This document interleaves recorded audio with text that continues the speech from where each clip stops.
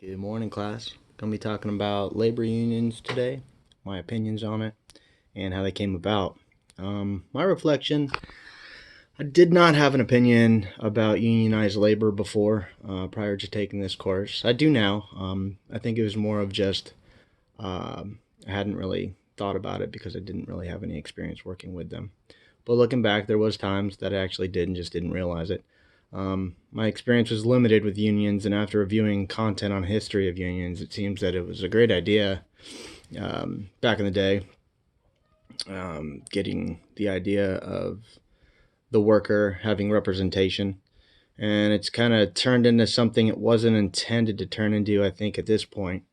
Doesn't necessarily mean I don't think it's a good concept in practice, just that the application is different and more about the union's business itself and less about the worker.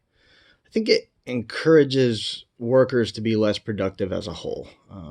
They have job security, and that kind of works against what we have going now as far as a company's management to create this culture of ownership and buy-in and what the company's vision is.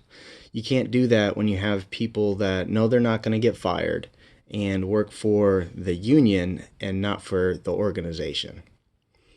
Some takeaways from this module that were important to me and will continue to be important to me years from now is that you need to keep in tune with the people. That's what the unions were created for, and whether union or not, I think management from an HR perspective especially has to have the workers' interests in mind.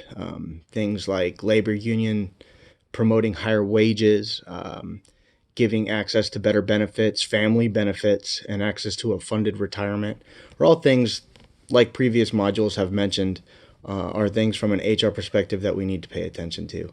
And also the do nots of the labor union and kind of things that trickle down over time as lessons learned. You got to be mindful of that. Some specific actions I can apply this information that I learned about unions in my current or future roles is just being aware of unions, union workers, and their practices.